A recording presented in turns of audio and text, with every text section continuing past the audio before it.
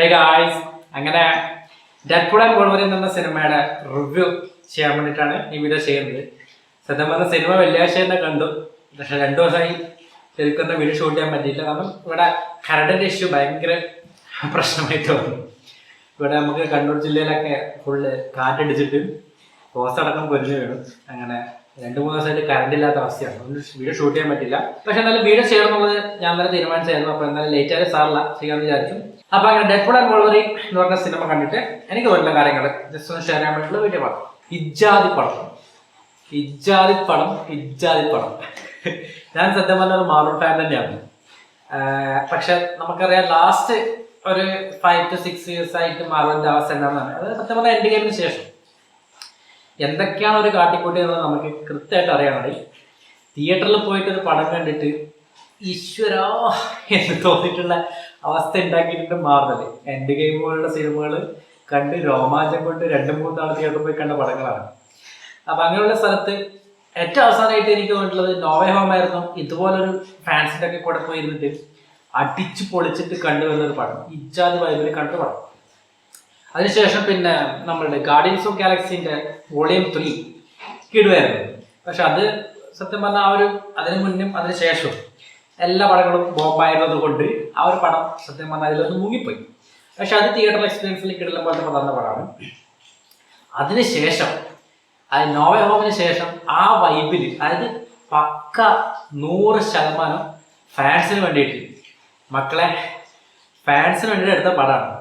അതായത് നിങ്ങൾ വാ, തിയേറ്ററിലേക്ക് വാ, ഞങ്ങൾ കാണിച്ചു തരാം പഴയ മാറൽ അല്ലെങ്കിൽ എന്താണ് ഒരു എൻ്റർടൈൻമെൻറ്റ് പടം എന്നുള്ളത്.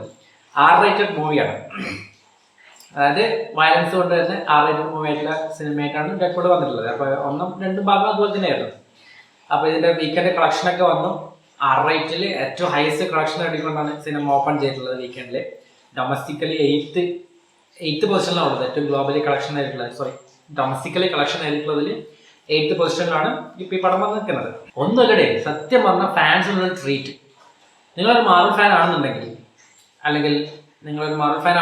അതുപോലെ പഴയ ആ ഒരു മാർവലിന്റെ വൈബ് മിസ് ചെയ്തിട്ടുണ്ടെങ്കിൽ അത് നിങ്ങൾക്ക് ഇവിടെ തിരിച്ച് കിട്ടൂടെ, ഒരു സംശയമില്ല. ഇജ്ജാതി പടം.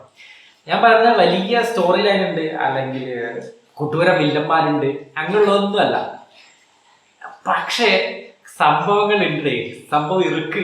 അതായത് നമ്മൾ പറഞ്ഞില്ല, ഫാൻസിന് വേണ്ടിയിട്ട് നിങ്ങൾ വന്നു കഴിഞ്ഞാൽ നിങ്ങളെ നിരാശപ്പെടുത്തില്ല എന്നുള്ളത് അവർ ടാഗ് ലൈൻ ആയിട്ട് അല്ലെങ്കിൽ നമ്മളോട് പറയുന്ന പോലെയാണ്. ഓപ്പണിംഗ് ക്രെഡിറ്റ് തന്നെ നമ്മൾ വീണു പോകണേ.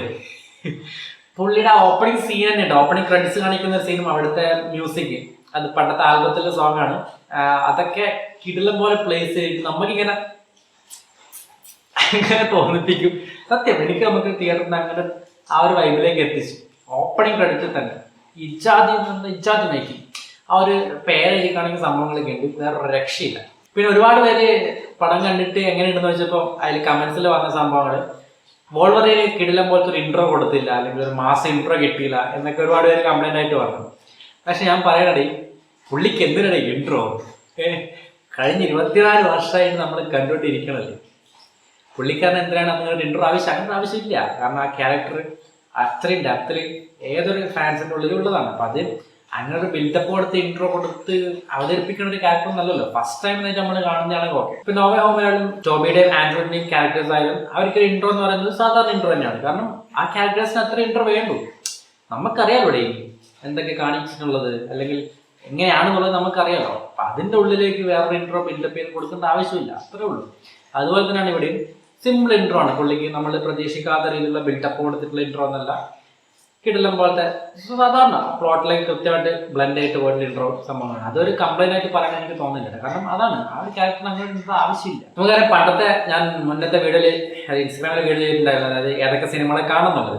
അപ്പൊ അതിൽ നമ്മൾ പറഞ്ഞിട്ടുണ്ടായിരുന്നു 20th Century Foxനെ ഇപ്പം ഡിസ്നി വാങ്ങിയല്ലോ. അപ്പൊ അതുകൊണ്ട് തന്നെ നമ്മൾ പറഞ്ഞിട്ടുണ്ടായിരുന്നു ഏതൊക്കെ പടങ്ങൾ കണ്ടിട്ട് പോകണം എന്നുള്ളത്. ആ പടങ്ങളൊക്കെ കണ്ടിട്ട് പോയി കഴിഞ്ഞാൽ കാണാതെ നിങ്ങൾക്ക് പോകാം. പക്ഷെ അപ്പുറം ഇരിക്കുന്നവരും ഇപ്പുറം ഇരിക്കുന്നവരൊക്കെ ആ ക്യാരക്ടേഴ്സൊക്കെ വരുന്ന സമയത്ത് അവർക്കറിയാം അതെങ്ങനെ എലവേറ്റ് ചെയ്യുന്നുണ്ട്. അപ്പം അത് നിങ്ങൾക്ക് ഫീൽ ചെയ്യുന്നുണ്ടെങ്കിൽ ആ പടങ്ങളൊക്കെ കണ്ടിട്ട് പോകാം. അത് കൂടാതെ കുറച്ച് സർപ്രൈസസ് ഉണ്ട്. സർപ്രൈസസ് എന്ന് പറഞ്ഞാൽ ക്യാമിയോസ്. Mind bloat. ആ രീതിയിൽ ഇജാതി ക്യാമിയോസ് നമ്മൾ പ്രതീക്ഷിക്കാത്ത എനിക്ക് പറയണമെന്നുണ്ട്, പക്ഷെ സ്പോയിലർ ആയിരുന്നതുകൊണ്ട് പറയണില്ല. പോയി കണ്ട് നോക്കുക, നിങ്ങൾ തിയേറ്ററിൽ പോയി കണ്ടു നോക്കുക. എനിക്ക് ഇഷ്ടപ്പെട്ടു. ഫൈറ്റ് സീൻസ് ഒക്കെ കിടിലം പോലെ മേക്ക് ചെയ്തിട്ടുണ്ട്. നമ്മൾ പറഞ്ഞില്ല പണ്ടത്തെ മാർവലിന്റെ ആ ഒരു വൈബ് കൃത്യമായിട്ട് കിട്ടി. വോൾവറിൻ, ഹ്യൂ ജാക്ക്മാൻ ഒരു രക്ഷയില്ല, പുള്ളി അഴിഞ്ഞാടി. കോമിക്കിന്റെ എക്സാക്ട് വോൾവറിൻ വേർഷൻ എന്താണോ അത് കൃത്യമായിട്ട് നമുക്ക് ഡെലിവറി ചെയ്തിട്ടുണ്ട്. കോസ്റ്റ്യൂംസിലായാലും ബാക്കിയുള്ള കാര്യങ്ങളിലായാലും. ഞാൻ ഡീപ്പിലേക്ക് ഞാൻ പോകുന്നില്ല, കോമിക്സിലെ സംഭവങ്ങളും ബാക്കിയുള്ള സംഭവങ്ങളൊക്കെ. അപ്പോൾ നമ്മൾ ട്രെയിലറിൽ കണ്ട പോലെ തന്നെ മാർവൽ ജീസസ് തന്നെയായിരുന്നു പടം. സത്യമായിട്ടും മാർവലിനെ സത്യം പറഞ്ഞാൽ ഇപ്പൊ താങ്ങി നിർത്തുന്നുണ്ട് പടം. ഈ ഒറ്റ പടം കൊണ്ട് താങ്ങി നിർത്തുന്നുണ്ടെന്ന് പറയാം. മാർവൽ സ്റ്റുഡിയോസിന്റെ സിനിമാറ്റിക് യൂണിവേഴ്സിനെ തന്നെ താങ്ങി നിർത്തുകയാണ് ഈ ഒരു പടം വഴി. മിസ് ചെയ്യരുത്, തിയേറ്ററിൽ മിസ് ചെയ്യരുത്. നിങ്ങളൊരു മാർവൽ ഫാൻ ആണെന്നുണ്ടെങ്കിൽ ഒരിക്കലും മിസ് ചെയ്യരുത്. നാളെ നിങ്ങൾ റിഗ്രറ്റ് ചെയ്യും. സിനിമയായിട്ട് നിങ്ങൾക്ക് തോന്നുന്ന കാര്യങ്ങൾ നിങ്ങൾക്ക് കമന്റ് ചെയ്യാം, സ്പോയിലർ ഫ്രീ ആയിട്ട് കമന്റ് ചെയ്യാം. ഓക്കെ, ബാക്കിയുള്ളവർക്ക് ആ ഒരു എക്സൈറ്റ്മെന്റ് കിട്ടിയിട്ടേ, തിയേറ്ററിൽ പോയി കാണുമ്പോഴേ കിട്ടണ്ടേ, അത് കിട്ടിക്കോട്ടെ. നമ്മളായിട്ട് പറയാൻ നിൽക്കണ്ട. ഓക്കെ.